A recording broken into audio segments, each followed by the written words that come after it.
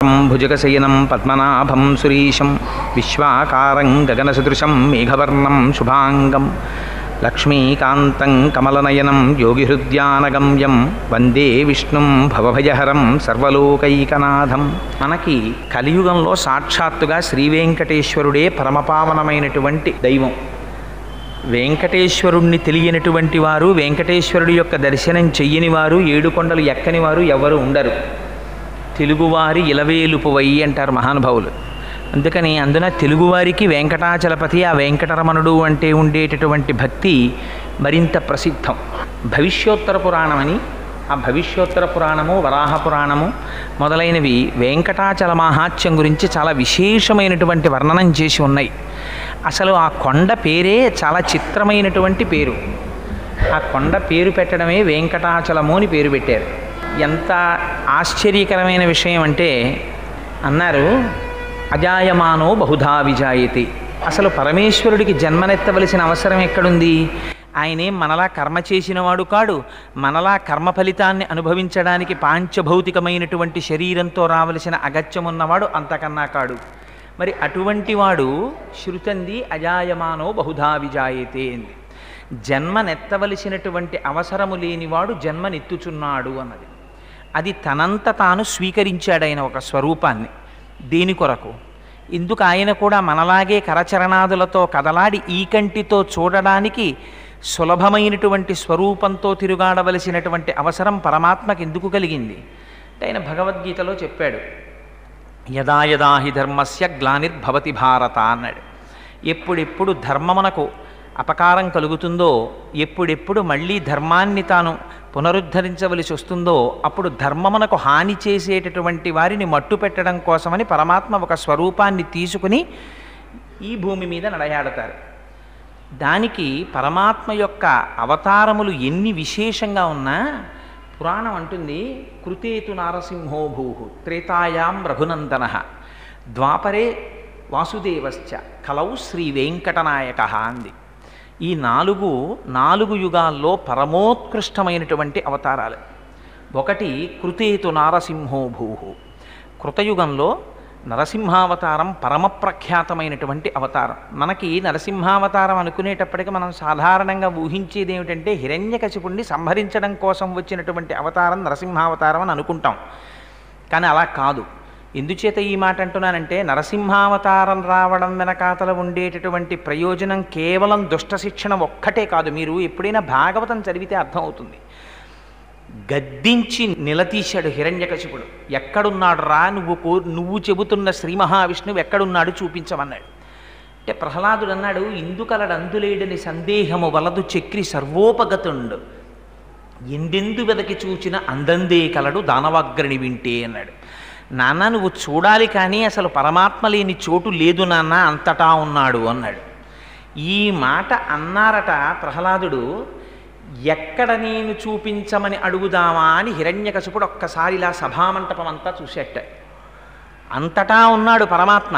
అంతటా ఉన్న పరమాత్మ ఏమో ప్రహ్లాదుడు అన్న మాటకి ప్రతిస్పందించిన హిరణ్యకశిపుడు ఇక్కడ ఉన్నాడా అని దేని వంక వేలు చూపిస్తాడోనని హరి సర్వాకృతులం దాల్చే, ఇది అది అని లేదుట, అన్నిటిలో నిండి నిబుడీకృతమై సిద్ధమైపోయాట.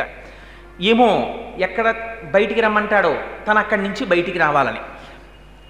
అలా అంతటా నిండిపోయినటువంటి నరసింహ స్వరూపాన్ని హరి సర్వాకృతులం కలండనచు ప్రహ్లాదుండు భాషింప, ఎందును లేడనుచు దైత్యుండు తర్జింప, శ్రీనరసింహాకృతి దాల్చిన అచ్యుతుడు నానా జంగమ స్థావరోత్కర గర్భంబులను అన్ని దేశములను ఉద్దండ ప్రభావంబునన్నారు పోతన గారు.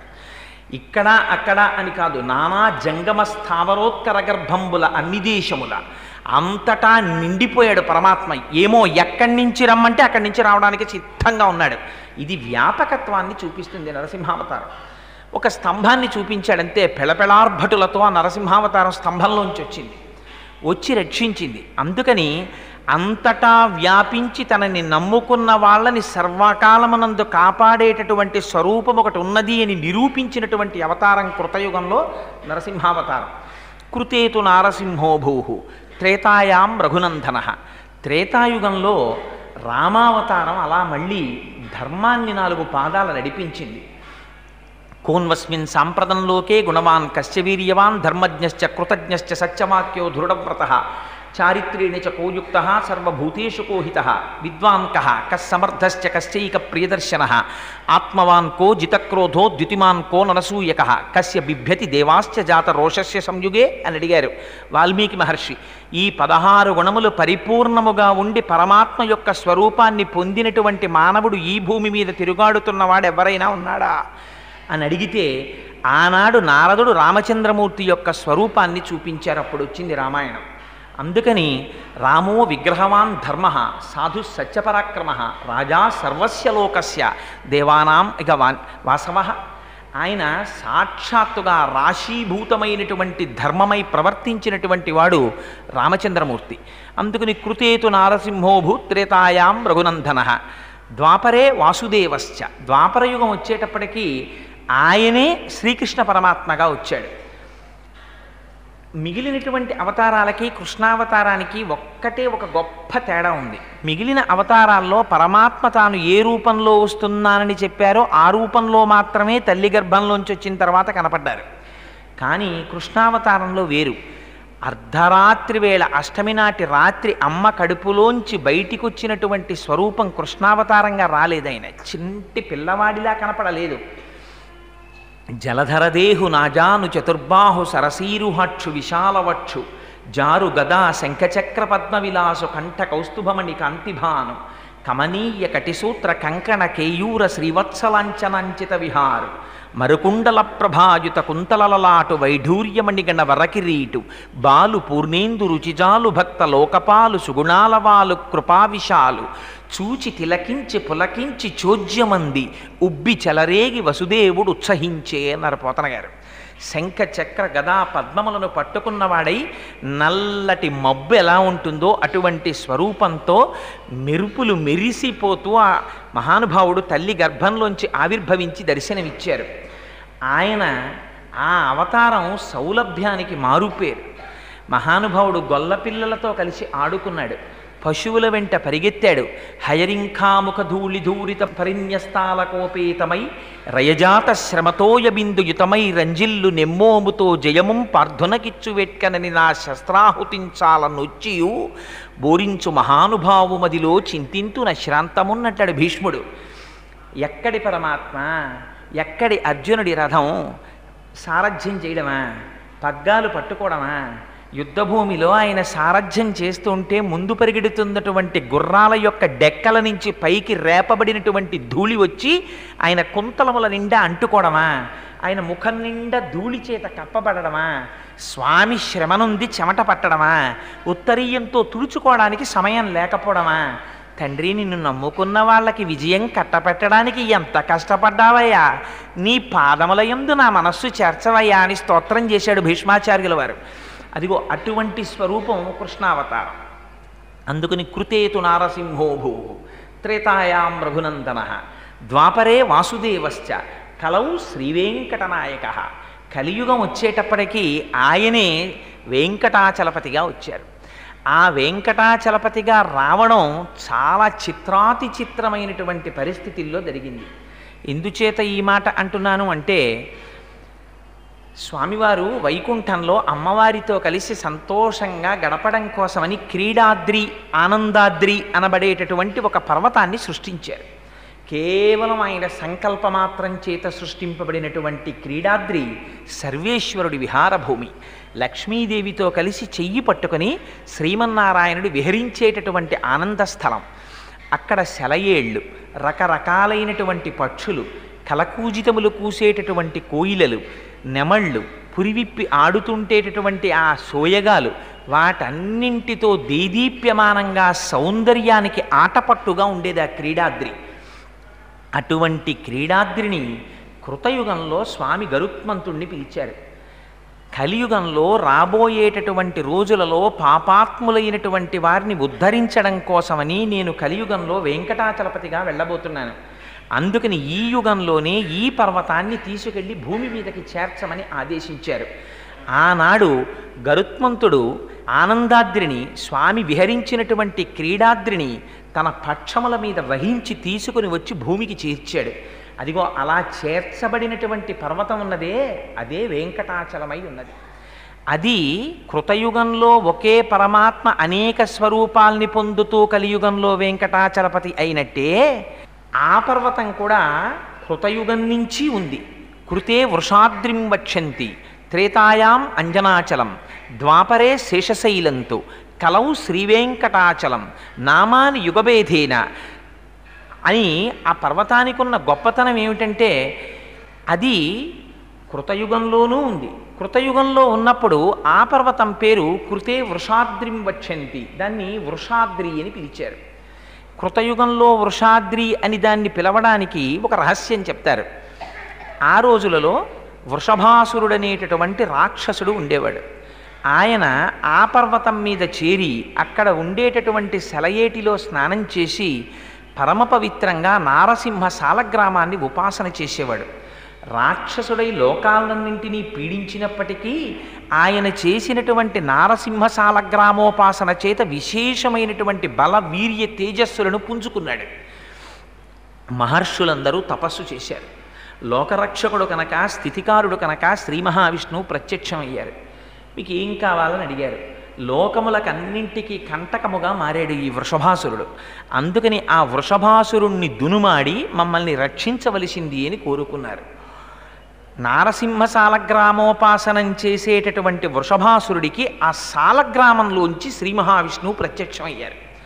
ప్రత్యక్షమైతే ఆయనంత విచిత్రమైన వ్యక్తో చూడండి. ఆయన అన్నాడు, స్వామి నాకేమీ కోరిక లేదయా, శ్రీనివాసానంత గోవింద అని ఆయన్ని పిలిచి నాకొక్కటే ఒక్క కోరిక, నాకు నచ మోక్షం నచ స్వర్గం పరమేష్ట్య పదం హరేహి, నాకు స్వర్గం వద్దు, నాకు మోక్షం వద్దు, నాకు పరమేష్టి పదం వద్దు, నాకేమీ వద్దు, నాకేం కావాలో తెలుసా, శ్రీనివాసానంత గోవింద సురోత్తమ, తండ్రి నాకొక్క వరం ఇయ్యి. ఏమిటా వరం? యుద్ధ భిక్షాంచదేహిమే, నాకు నీతో యుద్ధం చెయ్యాలనుందన్నాడు. ఇంత స్వామి ప్రత్యక్షమైతే ఉపాధి రాక్షసోపాధి కదా, ఆయన కోరుకున్న కోరిక శ్రీ మహావిష్ణువుతో యుద్ధం చెయ్యాలని. సరే దానికేముంది, నీ ముచ్చట తీరుస్తానన్నారు స్వామి. ఇద్దరికీ యుద్ధం ప్రారంభమైంది. బ్రహ్మాండమైన యుద్ధం జరిగింది. ఆ యుద్ధంలో శ్రీ మహావిష్ణువు ప్రదర్శించేటటువంటి మెళకువలు చూడాలని ఆయన తాపత్రయం. ఎటువంటి ఉపాధిలో ఎటువంటి సంస్కారంతో ఉన్నవాడికి అటువంటి కోరికలే పుడతాయి. రాక్షసుడు కనుక తెల్లవారి లేస్తే యుద్ధం చేయడం తప్ప ఇంకొకటి తెలియనివాడు కనుక శ్రీమన్నారాయణుడు చేసే యుద్ధం ఎలా ఉంటుందో తన ఒక్కడితో చేయాలని కోరిక ఆయనకి. అందుకని యుద్ధం చేశాడు. చేస్తే ఆయనలో ఉన్నటువంటి బలమంతా క్షీణించిపోయింది. మరణించడానికి సిద్ధపడుతున్నాడు. అప్పుడు స్వామి పాదములు పట్టుకుని ప్రార్థన చేశాడు. వరం యయాచే వృషభ శైలో మధబిదోస్త్వితి, స్వామి నేను మరణించే సమయం ఆసన్నమైంది, నాకొక్క వరం ఇమ్మన్నాడు. ఏం కావాలన్నారు పరమాత్మ? ఈ కొండకి నా పేరు ఉండాలి, దీన్ని వృషభాద్రి అని పిలవాలి అన్నారు. సరే అలాగే కటాక్షిస్తున్నానన్నారు. సుదర్శన చక్రాన్ని ప్రయోగించారు. ఆ వృషభాసురుని యొక్క కుట్టుక కత్తిరింపబడింది. ఆయన మరణించాడు. అందుకని కృతయుగంలో గరుత్మంతుని చేత తేబడినటువంటి ఆ ఆనందాద్రి, ఆ క్రీడాద్రి, దాన్ని వృషాద్రి అని పిలిచారు. అందుకని కృతే వృషాద్రిం వక్ష్యంతి త్రేతాయాం అంజనాచలం. త్రేతాయుగం వచ్చేసరికి అంజనాదేవి పుత్రుల కోసమని తపస్సు చేసింది అదే పర్వతం మీద. పర్వతం మీద తపస్సు చేసిన తర్వాత పరమాత్మ యొక్క అనుగ్రహంగా హనుమ జన్మించారు. అక్కడ హనుమ జన్మించారు కనుక ఆ పర్వతానికి అంజనాచలం అనేటటువంటి పేరు వచ్చింది. అందుకని అదే పర్వతం ఒకనాడు కృతయుగంలో వృషాద్రి అని పిలువబడింది. అదే పర్వతం త్రేతాయుగం వచ్చేసరికి తస్మాత్ అంజనశైలో యం లోకే విఖ్యాత కీర్తిమాన్, ప్రపంచమంతటా కూడా అంజనాద్రి అనే పేరుచోటి ప్రఖ్యాతిని వహించింది. అదే పర్వతం త్రేతాయుగం దాటిన తరువాత ద్వాపరేశేషశైలంతు, ద్వాపరయుగం వచ్చేటప్పటికి అదే కొండని, ఇన్ని యుగాల నుంచి అదే కొండ, ఆ కొండని శేషశైలమని పిలిచారు. శేషశైలమని పిలవడం వెనకాతల కూడా పురాణంలో ఒక పెద్ద ఇతిహాసం ఒకటి చెప్తారు. ఒకానొకనాడు అలా వైకుంఠపురంబులో నగరిలో ఆమూల సౌధంబుదాపల మందారవనాంతరామృత చరప్రాతేందు కాంతోపలోత్పల పర్యంక రమా వినోదియగు ఆపన్న ప్రసన్నుండు. ఎక్కడో ఆ వైకుంఠంలో ఆ లోపల ఉండేటటువంటి అంతఃపురంలో ఇంకా దాటి లోపలికి వెడితే ఉండేటటువంటి అమృత సరస్సు పక్కన ఉన్నటువంటి చంద్రకాంతి శిలలతో చేయబడినటువంటి అరుగు మీద లక్ష్మీదేవితో కూడి క్రీడిస్తున్నటువంటి స్వామి అంతఃపురం లోపలికి ఎవ్వరూ రాకుండా శేషుణ్ణి కాపలా పెట్టారు. ఆయన కాపలా కాస్తున్నాడు. అదే సమయంలో ఎక్కడి నుంచో వాయుదేవుడు వచ్చాడు. వచ్చి చాలా ముఖ్యమైనటువంటి కార్యం ఉంది, స్వామితో నేను ఒక్కసారి సంభాషించాలి, అంతఃపురం లోపలికి ప్రవేశిస్తానన్నాడు. అంటే శేషుడు అన్నాడు, స్వామి నన్ను ఇక్కడ కాపుదల ఉంచారు, నా అనుమతి లేకుండా నువ్వు లోపలికి వెళ్ళడానికి వీల్లేదు, ఈ సమయంలో నిన్ను నేను పంపను. ఆయన అధికారాన్ని ఆయన ప్రదర్శించాడు. అందుకని ఇప్పుడు నా అనుమతి లేకుండా నువ్వు వెళ్ళడానికి వీల్లేదు, అందుకని నిన్ను నిలువరిస్తున్నాను, ఇక్కడే ఉండిపోమన్నాడు. అంటే వాయుదేవుడు అన్నాడు, నేను చాలా ముఖ్యమైన కార్యం మీద వచ్చాను, స్వామిని సంప్రదించి తీరాలి, అందుకని లోపలికి వెడతానన్నాడు. ససేమిరా వీల్లేదన్నాడు శేషుడు. అన్న తర్వాత ఇద్దరిలోనూ మాట పెరిగి ఎవరి బలాలు వాళ్ళు ప్రదర్శించేటటువంటి సమయం ఆసన్నమైంది. ఆసన్నమైతే శేషుడు గర్వంతో ఒక మాట అన్నాడు. ఆయన అన్నాడు, జ్ఞాని బలే విరాగేచ విష్ణుభక్త నమత్సమహ అన్నాడు. జ్ఞానములో కానీ బలములో కానీ వైరాగ్యంలో కానీ నాతో సమానమైనటువంటి విష్ణుభక్తుడు లేడు. నేను ఎటువంటి వాడిని అనుకుంటున్నావు వాయుదేవా? సదాంతఃపురే వాసః. మీ అందరూ ఎప్పుడో ఒకసారి వచ్చి భగవానుణ్ణి దర్శనం చేస్తారు, నేను అలా కాదు, ఎప్పుడూ అంతఃపురంలో ఉంటాను. పుత్రాణం అధికోహరేహే, నేను శ్రీ మహావిష్ణువుకి కన్న కొడుకు కన్నా అధికుణ్ణి, నన్ను అంతలా చూసుకుంటారు. అందరూ వెళ్ళిపోయిన తర్వాత లోపలికి వచ్చి ఏకాంత శయనంలో ఎవ్వరూ లేనప్పుడు స్వామి ఎవరి మీద పడుకుంటారో తెలుసా? నా మీద పడుకుంటారు, నన్ను పరుపు చేసుకుని పడుకుంటారు. మా అమ్మ లక్ష్మీదేవి నా మీద కూర్చుని స్వామి పాదములను ఒత్తుతూ పరవశించిపోతుంటుంది. అటువంటి ఏకాంత మందిరంలో స్వామికి పాన్పునై వారి ఆనందములకు సాక్షినైనటువంటి వాణ్ణి నేను. అటువంటి వాణ్ణి నన్ను కాదని నువ్వు లోపలికెడతావా? నువ్వెంత నేనెంత అన్నాడు. ఈ మాటలు అమ్మవారి చెవిన పడ్డాయి. అబ్బో స్వామి, శృతి మించి రాగాన పడింది, ఎవరి అహంకారాలు వాళ్ళు బయట పెట్టుకుంటున్నారు అంది. అనేటప్పటికి అయ్యవారు బయటికి వచ్చారు. ఆయన ఎక్కడెక్కడ అహంకారం తలెత్తుతుందో అప్పుడప్పుడు ఆ అహంకారాన్ని తీసేయడమే స్వామివారి పని. అందుకని వెంటనే స్వామి అన్నారు, మాటల చేత పౌరుష పరాక్రమాలు ఎక్కడ తెలుస్తాయో ఈ శేషుడా, అదిగో భూమి మీద క్రీడాద్రి అనబడేటటువంటి నా విహార భూమి పర్వతం గరుత్మంతుడు తీసుకెళ్ళి కిందికి చేర్చాడు. నువ్వెళ్ళి ఆ పర్వతాన్ని గట్టిగా చుట్టుకో. వాయుదేవుడు తను చాలా బలవంతుడు అంటున్నాడు కదా, వాయుదేవుడు ఆ పర్వతాన్ని చిమ్ముతాడు దూరంగా. నీ బలంతో ఆ పర్వతం కదలకుండా చెయ్యి. వాయుదేవుడు కదపగలడేమో చూస్తాం. నేను కాదు నిర్ణయించవలసినది, దేవతలందరూ చూస్తారు, ఋషులందరూ చూస్తారు. కదపగలిగావా నువ్వు బలవంతుడవు. నువ్వు అంత బలంతో చిమ్మినప్పటికీ పర్వతం కదలకుండా శేషుడు చెయ్యగలిగాడా? శేషుడు బలవంతుడు. అందుకని మీ ఇద్దరూ బల ప్రదర్శన చేసి ఎవరు గొప్పవారో నిర్ణయించుకోండి, మాటలు ఎందుకు అన్నారు పరమాత్మ. ఇది అహంకారం తీసేయడం కోసమని చేస్తూ ఉంటారు. అంటే గబగబా పరిగెత్తాడు శేషుడు, ఆ క్రీడాద్రిని చుట్టుకున్నాడు. చుట్టుకుని పడుకున్నాడు. పడుకునేసరికి వాయువు వచ్చారు, చూశారు.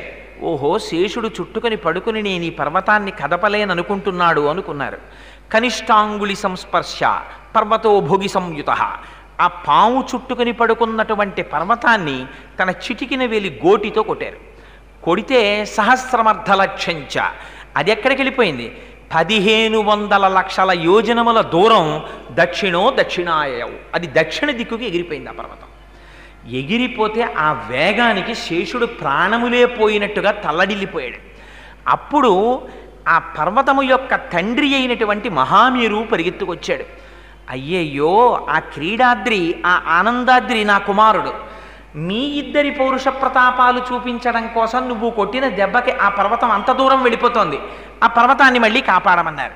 అంటే ఆ పర్వతాన్ని మళ్ళీ తీసుకొచ్చి వాయుదేవుడు, ఆయన ఏముంది అనిలుడు, ఆయన తన వేగంతో తోశాడా, మళ్ళీ వస్తుంది, మళ్ళీ తీసుకొచ్చి యథాస్థానమనందు ఉంచాడు. ఆ ఉంచడంలోనే వెంకటాచలానికి ఉన్నటువంటి గొప్పతనం ఏమిటో తెలుసా అండి? ఆనాడు శేషాద్రిగా పాము చుట్టుకొని పడుకున్నప్పుడు ఏ స్థితిలో ఉండిపోయిందో అదే స్థితిలో ఇప్పటికీ పాము పడుకున్నట్టే ఉంటుంది ఆ పర్వతం. అందుకే శేషాచలానికి ఉన్నటువంటి ప్రఖ్యాతి, ఆ శేషుడు పడుకుంటే తోక మీద ఉండేటటువంటి దేవాలయం శ్రీశైలం ఉంటుంది. ఇంకొంచెం ముందుకొస్తే వీపు మీద ఉండేటటువంటి దేవాలయం అహోబల క్షేత్రం ఉంటుంది. అహోబిలం అహోబిలం అంటుంటారు. అహోబిలం కాదు, అహోబలం దాని పేరు. అహోబలం అహోబలం అన్నారు నరసింహస్వామి వచ్చినప్పుడు. అందుకని అహోబల క్షేత్రం ఉంది. ఇంకొంచెం ముందుకొస్తే పాము యొక్క నోటిలో శ్రీకాళహస్తి క్షేత్రం ఉంటుంది. పాము యొక్క పడగ మీద ఆనంద నిలయం ఉంటుంది. ఆ ఆనంద నిలయంలో ఆనంద నిలయాధీశుడై పరమాత్మ ఉంటారు. పరమాత్మ యొక్క స్వరూపం ఏమిటి? పరమాత్మ యొక్క స్వరూపము రాశీభూతమైనటువంటి ఆనందము. ఆనందము తప్ప ఆయనకి ఎన్నడూ దుఃఖం ఉండదు. దుఃఖం ఉండనివాడు కాబట్టి సర్వకాలముల యందు ఆనందంగా ఉంటాడు. కాబట్టి ఆయన ఉండేటటువంటి నిలయం ఆనంద నిలయం. అందుకే మనకొక గొప్ప ప్రమాణం ఉంది. ఆలయం యొక్క గొప్పతనాన్ని చెప్పేటప్పుడు ఆలయానికి ఉండేటటువంటి విమానపు పేరుని బట్టి చెప్తారు. మీరు అందుకే చూడండి, ఆలయం ఎంత గొప్పదో ఆలయ శిఖరము ఆలయ విమానము అంత గొప్పవి. అందుకే విమాన వెంకటేశ్వరుడు అని ఉంటారు. విమాన వెంకటేశ్వరుడు, లోపల ఉండే వెంకటేశ్వరుడు ఇద్దరిది సమానమైనటువంటి స్థాయి. విమాన వెంకటేశ్వరుడి చుట్టూ పల్లకి వస్తే స్వామి ఒక్కసారి అక్కడ ఆగుతారు. విమాన వెంకటేశ్వరుడు ఎంతటి దర్శనము, లోపల ఉండేటటువంటి ధ్రువమూర్తి దర్శనం కూడా తత్తుల్యమైనటువంటి దర్శనం. రెండు సమాన స్థాయిలో ఉంటాయి. అందుకే విమానానికి పేరుంటుంది. మీరు తిరుమల వెడితే తిరుమలలో ఉండేటటువంటి విమానం, విమానం అంటే గర్భాలయం మీద ఉండేటటువంటి గోపురం, ఆ విమానమునకు ఆనంద నిలయము అని పేరు.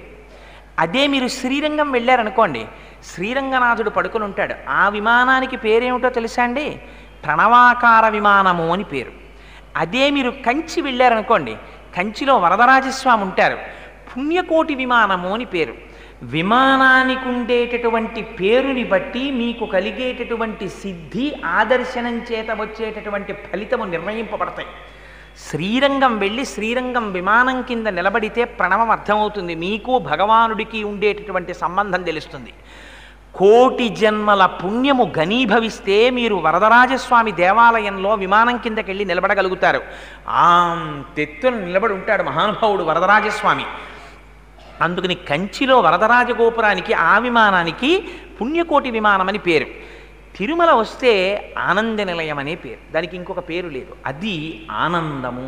అందుకే మీరు చూడండి, ఎన్ని గంటలు క్యూలో నిలబడండి, ఎన్ని రోజులు క్యూలో నిలబడండి, మీరు ఒక్కసారి వెళ్ళి వెంకటేశ్వర స్వామి వారిని ఆపాదమస్తకం దర్శనం చేసేటంతటి సౌలభ్యం కలుగుతుందా? నిజానికి చూడక చూసి తోసేవాడు, ముందుకు జరిపేసేవాడు, కేకలేసేవాడు, ఇన్నిటిలో కూడా మీరు అలా వెడుతూ ఒక్కసారి ఇలా స్వామిని పైనుంచి కిందకి, కింద నుంచి పైకి చూశారా, ఒక గొప్ప ఆనందానుభూతి ఏర్పడిపోతుంది.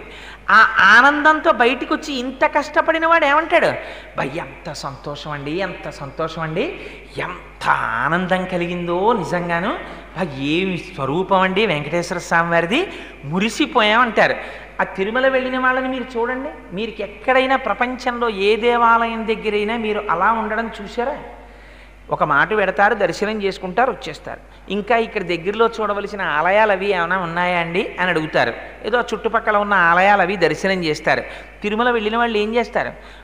ఉదయం సుప్రభాత సేవ, అష్టదళ పాదపద్మారాధన, మధ్యాహ్నమేమో ఆర్జిత బ్రహ్మోత్సవం, సాయంత్రం సహస్ర దీపాలంకార సేవ, 4 టిక్కెట్లు వాడి చేతిలో ఉండనివ్వండి, ఏకాంత సేవ టికెట్ కూడా దొరుకుతోంది అన్నారనుకోండి, వెళ్ళిపోడు, పరిగెత్తుకుంటూ వెళ్ళిపోతాడు. వెళ్ళిపోయి దర్శనం చేసుకుంటాడు. ఎన్ని మాటలు దర్శనం చేయనివ్వండి, చేశాం కదండి దర్శనం, ఇంకా అక్కర్లేదు లేదు. మీకు ఎవరైనా తిరుమలలో కనపడి అయ్యా మిమ్మల్ని స్వామిని దర్శనం చేయిస్తాం వస్తారా అంటే, అయిపోయింది సార్ 3 మాటలు ఇంకెందుకు లేదు, మేము చెయ్యమన్న వాడిని ఒకటి చూపించండి నాకు. అలా ఉండరు. ఎన్ని మాటలు దర్శనం చేసినా మళ్ళీ చేస్తాను, మళ్ళీ చేస్తాను, మళ్ళీ చేస్తానంటాడు. దర్శనం చేసేసి బయటికి వచ్చిన వాడిని తప్పు లేకుండా ఆపాదమస్తకం వెంకటాచలపతిని వర్ణించి చెప్పమనండి, చెప్పలేరు. ఎంత మాత్రం పొరపాటు లేకుండా పాదముల నుంచి శిరస్సు వరకు చెప్పడం చాలా కష్టం. ఎందుకో తెలుసా అండి? అలా ఎందుకు చెప్పలేమంటే అసలు అది నిలయమే ఆనంద నిలయం, అందుకని విమానం పేరు. అది సహస్రార దర్శనం. ఆ ఆనందం ఇవ్వడం కోసమని పరమాత్మ సౌలభ్యంతో ఇవాళ మూర్తీభవించినటువంటి సౌందర్య రాశి అయి మన కన్నుల ముందు నిలబడ్డారు. ఒకసారి దర్శిస్తే అది వాక్కుల చేత ఆవిష్కరించేది కాదు, అందుకే తిరిగి చెప్పడం కష్టం. అలౌకికమైన ఆనందాన్ని పొందేస్తారు. ఇంత చిన్న చిన్న పిల్లలు తలనీలాలు ఇచ్చేసి ఆ గుళ్ళతోటి తండ్రి భుజాల మీద ఎక్కి కూర్చుంటారు. వాడు కూడా వాడికి ఏం తెలుసో అక్కడ దాకా వెళ్ళేటప్పటికి ఇలా నమస్కారం చేసేసి వెనక్కి తిరిగి చూస్తాడు తప్ప, ఏ పిల్లవాడైనా స్వామి వంక చూడకుండా వేరొక వైపు చూస్తున్న పిల్లవాడిని చూపించండి నాకు ఆనంద నిలయంలో. ఇది అపారమైనటువంటి ఆకర్షణ శక్తి. ఇది ఆనంద నిలయానికి ఉన్నటువంటి గొప్పతనం. అందుకు నా విమానం పేరు ఆనంద నిలయమే. ఆ పర్వతము పేరు కలియుగంలో వెంకటాచలమే. అందుకని ద్వాపరే శేషశైలంతు కలౌ శ్రీవేంకటాచలం. కలియుగం వచ్చేటప్పటికీ ఆ పర్వతానికి ఇంకొక పేరు పెట్టలేదు, వెంకటాచలము అని పేరు పెట్టారు. ఇప్పటి వరకు రకరకాలైనటువంటి కథల చేత ఆ పర్వతానికి పేర్లు మారాయి. కృతయుగంలో వృషభాసురుడి వల్ల మారింది, త్రేతాయుగంలో అంజనాదేవి వల్ల మారింది, ద్వాపర యుగంలో ఆ శేషుడి యొక్క కథ వల్ల మారింది. కలియుగంలోకి వచ్చేసరికి పరమాత్మ దాన్ని వెంకటాచలమనే పిలిచారు. అలా పిలవడం వెనకాతల రహస్యం ఏమిటో తెలుసా అండి? ద్వాపర యుగం పరిసమాప్తమైంది. ఇది నేను భవిష్యోత్తర పురాణంలోంచి కానీ వామన పురాణంలోంచి కానీ ఈ సంఘటన చెప్పటం లేదు. ఈ ఒక్క సంఘటన ఇప్పుడు చెప్పేది. ఇది శ్రీ గురు చరిత్రలోంచి చెప్తున్నాను. కలియుగం ప్రారంభానికి ముందు బ్రహ్మగారు కలియుగం ప్రారంభమవుతోందనగా ఈ యుగమునకు ఎవరురా అధినేత అని అడిగారు. కలిపురుషుడు అన్నారు. ఆ కలిపురుషుణ్ణి సభలో ప్రవేశపెట్టండి అన్నారు. ఆ కలిపురుషుడు సభలోకి ఎలా వచ్చాడో తెలుసా అండి? వాడు దిగంబరుడై ఎడమ చేతితో తన అవయవాన్ని పట్టుకున్నాడు, కుడి చేతితో నాలుకని చేత్తో లాగి పట్టుకుని సభలోకి వచ్చాడు. వస్తే బ్రహ్మగారు ఆశ్చర్యపోయారు. ఏమిరా నీకు సభామర్యాద తెలియదా? ఇంత దారుణంగా లోపలికి వచ్చామేమిరా అని అడిగారు.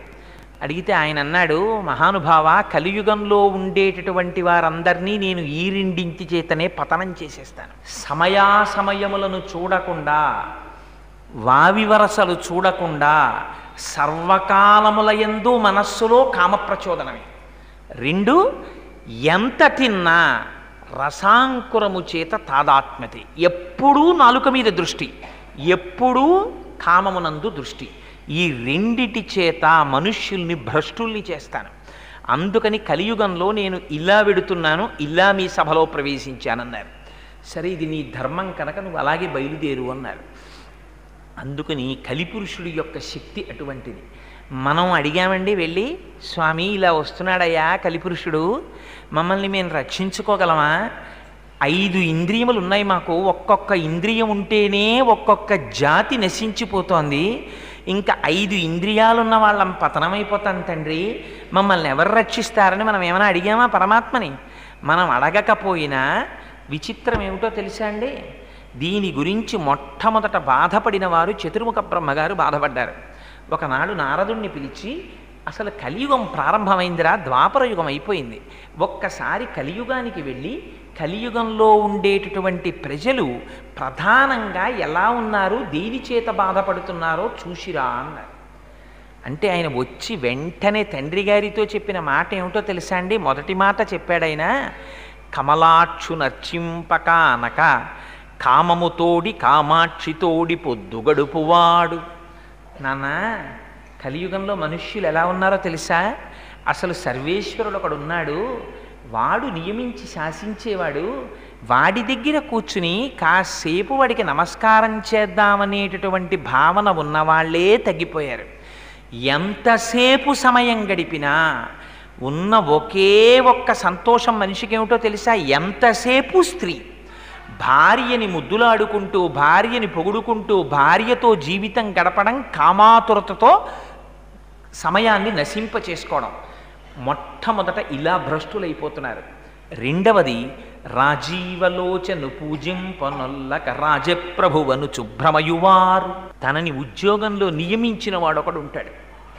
వాడు తనకి ఒక 4 రూపాయలు ఇస్తున్నాడు కనుక వాడి యందు యోగ్యతాయోగ్యతలు ఉన్నా లేకపోయినా పొగట్ట వాడిని భ్రష్టు పట్టిస్తుందని తనకి తెలిసినా పొగడబడడానికి కావలసినటువంటి యోగ్యత ఆయన యందు లేదని తెలిసినా భగవంతుని దగ్గర కూర్చుని ఒక్క స్తోత్రం చెప్పడం చేత కాకపోయినా నేర్చుకుని వెళ్ళి 4 రూపాయలు ఇస్తున్నారని ప్రభువుల్ని పొగుడుతున్నారు నాన్న. ఇవాళ కలియుగంలో వచ్చిన రెండో భ్రష్టత్వం అది. మూడవ భ్రష్టత్వం ఏమిటో తెలుసా నాన్న? శ్రీనాథు సేవింపనొల్లక శ్రీమంతులయ్యుండ తలుచువారు. ఎవ్వరికీ అసలు లక్ష్మీనాథుడైనటువంటి శ్రీనాథుణ్ణి కొలిచి ఆయన అనుగ్రహంతో ఐశ్వర్యాన్ని పొందుదామన్న కోరిక ఎవ్వడికీ లేదు. ప్రతివాడికి ఉండే కోరిక ఏమిటంటే ఎలా డబ్బు సంపాదిద్దాం, ఎలా డబ్బు సంపాదిద్దాం, ఎలా డబ్బు సంపాదిద్దాం. నేను ఇందులో పుట్టాను, నా సంప్రదాయం ఏమిటి, నా సంస్కారం ఏమిటి, నాకు ఉండవలసినటువంటి ధర్మాలు ఏమిటి, నేను నా నిత్య జీవితాన్ని ఎలా గడుపుతున్నాను, నాకున్న నిత్య నైమిత్తిక కర్మలేమిటి, నేను ఇందులో ఎన్ని చేస్తున్నాను, నా జీవితం ఎలా గడుస్తోంది, నేను ఎక్కడి నుంచి వచ్చాను, నేను ఎక్కడికి వెళ్ళిపోతాను, నాకు రక్షకుడెవరు, నేను ఎవరి నామం చెప్పాలి, అసలు ఈ ఆలోచనే లేదు. ఉన్నదల్లా ఆలోచన ఏమిటో తెలుసానన్నా? ఎంత సంపాదిద్దాం, ఎంత సంపాదిద్దాం, ఎంత సంపాదిద్దాం, అంతే. ఇది కలి యొక్క విశేషమైనటువంటి ప్రభావం. నారాయణుని చేరు దారి కానరాక అధముల నోట పడెడివారు. నారాయణుడనేటటువంటి వాడు ఒకడున్నాడు, ఆయన్ని సేవిద్దామనేటటువంటి ఆలోచన ఒక్కరికి లేదు. ఎవరిని చూసినా పాపం అయితే అయింది కానీ ఎల్లాగో అలా ఇది చేసేసి మనం ఆనందంగా ఉంటే చాలు, మనం సుఖంగా ఉంటే చాలు. సాక్షకుడున్నాడు, అందుకని నారాయణుడు అన్న పేరు వాడారు. నారములన్నిటికీ ఆయన ఆయనమైన వాడు. అట్లాంటి స్థితిలో లోపల వాడుండి గమనిస్తున్నాడని కూడా చూడకుండా అన్ని పాపములు చేసి మనం ఆనందంగా ఉన్నాం, ఆనందంగా ఉన్నాం, ఆనందంగా ఉన్నాం అనుకుంటూ ఊబిల్లో దిగిపోతున్నారు నాన్న మనుష్యులందరూ. నాకు వాళ్ళ యొక్క స్థితిని చూసి చాలా జాలి కలుగుతోంది. అసలు వాళ్ళు ఎలా ఉద్ధరింపబడతారు తండ్రి అని అడిగాడు. అడిగితే బ్రహ్మగారు అన్నారు, నిర్హేతుకమైన కృపతో పాపరాశి ఇంతగా పెరిగిపోతున్నప్పుడు కేవలం తన నామం చెప్తే చాలు మురిసిపోయి ఉద్ధరించగలిగినటువంటి దయాశాలి అయిన వాడు శ్రీ మహావిష్ణువు ఒక్కడే. అందుకని శ్రీ మహావిష్ణువు కలియుగంలో భూమి మీదకి వచ్చేటట్టుగా నువ్వు ప్రచోదనం జరిగేటట్టు కార్యక్రమాన్నందు ప్రవర్తించు అన్నారు. ఎందుకని? బ్రహ్మగారికి జరగబోయేటటువంటి విషయము శ్రీ మహావిష్ణువు యొక్క ఆలోచన తెలుసు కనుక. ఇది స్వామి గ్రహించారు. కలియుగంలో ఉండేటటువంటి జీవుల అల్పాయుర్దాయం, యజ్ఞయాగాది క్రతువులా చెయ్యలేరు, భూరి సంభావనలా ఇవ్వలేరు. పూజాదికములు నిర్వహిద్దామంటే ఆ పూజాదికములు అసలు ఎలా చెయ్యాలో కూడా సరిగ్గా తెలియదు, ఆచార వ్యవహారములు తెలియవు, సంప్రదాయములు తెలియవు. ఇటువంటప్పుడు వీళ్ళు ఎలా ఉద్ధరింపబడతారు? అందుకని ఇది వెంకటేశ్వరుడి యొక్క వైభవం, వెంకటాచలమునకున్న వైభవం, శ్రీ మహావిష్ణువు యొక్క దయ ఇక్కడుంది. ఆయన ఒక మిష పెట్టాడు, భృగువులో ప్రవేశించాడు. అది మీకు పద్మావతి శ్రీనివాసుల పరిణయం చెప్పినప్పుడు ఆ భృగువు యొక్క వృదంతం చెప్తాను. భృగువుని అడ్డుపెట్టి శ్రీ మహావిష్ణువు నడిచొచ్చి వెంకటాచలం మీద కూర్చున్నారు. ఆ కూర్చోవడం చేత దాన్ని వెంకటాచలం చేశారు. వెంకటాచలము అని దాన్ని పిలవడం వెనకాతల ఉన్న రహస్యం ఏమిటో తెలుసా అండి? కలవు నామస్మరణ. మీరు యజ్ఞం చెయ్యలేరు, యాగం చెయ్యలేరు, మీరు పెద్ద పెద్ద క్రతువులు చెయ్యలేరు, సరిగ్గా కూర్చుని పూజే చెయ్యలేరు. మీరంటే మీరని కాదు, నా వంటి వాడి గురించి మహానుభావుడు చంద్రశేఖర పరమాచార్యులు వారు అంటుండేవారు, కలియుగంలో 18 సెకండ్లు పరమాత్మ పాదముల యందు ఎవరైనా మనస్సుని నిలబెట్టగలిగితే వాడు ముక్షువే అనేవారు. 18 సెకండ్లు నిలబెట్టలేం మనస్సుని మనం. మనస్సు చంచలమై కదిలిపోతుంటుంది. సదా మోహాటవ్యాం చరతి యువతీనాం కుచగిరు నటత్యాశాఖా స్వటతి జడితి స్వైరమభిత కపాలిన్ బిక్షోమే హృదయకపి మత్యంత చపలం దృఢా భక్త్యా బధ్వ్యావా శివభవదధీనం కురు విభో అంటారు శంకర భగవత్పాదులు. స్వామి అస్సలు నిలకడలేదు, కొమ్మ మించి కొమ్మ, కొమ్మ మించి కొమ్మ, కొమ్మ మించి కొమ్మ దూకేస్తోంది. ఇది కోతెనబడేటటువంటి మనస్సు. తమకంబొప్ప పరంగనాజనుల పరద్రవ్యంబుల నృత్యులింగ మహోద్యోగము చేయునెం మనము దానింపట్టి వైరాగ్య పాశంబులన్ కట్టి బిగించి మీ చరణస్తంభంబునన్ కట్టివైచి ముదంబెన్నడు కల్గజేయగదవో శ్రీకాళహస్తీశ్వర అంటారు. స్వామి ఎప్పుడు చూసినా ఎక్కడ దొంగతనం చేద్దాం, ఏ స్త్రీని చూద్దాం, ఎవరింట్లోకి ఎడదాం, ఈ తాపత్రయమే తప్ప నీ పాదముల యందు చేరట్లేదయ్యా, భక్తనే పాశాలేసి కట్టేవయ్యా అంటారు. రోషీరోజుదు కామినీ జనుల తారుణ్యోరు సౌఖ్యంబులన్ బాషీబాయుదు పుత్రమిత్రధన సంపద్భ్రాంతి వాంఛాలతల్ కోశీ కోయదు నామనంబకట నీకున్ ప్రీతిగా సత్క్రియలు చేసి చేయదు దీని త్రుళ్ళనచవే శ్రీకాళహస్తీశ్వర అంటారు. చేసినట్టుంటుంది జారిపోతుంది, స్తోత్రం చేసినట్టుంటుంది జారిపోతుంది, భక్తితో నడిచినట్టుంటుంది జారిపోతుంది, తప్ప సర్వేశ్వరుడి పాద పంజరములోకై ప్రవేశించదు. తండ్రి నీ పాద పంజరములో ప్రవేశపెట్టి నన్ను రక్షించంటారు. అదిగో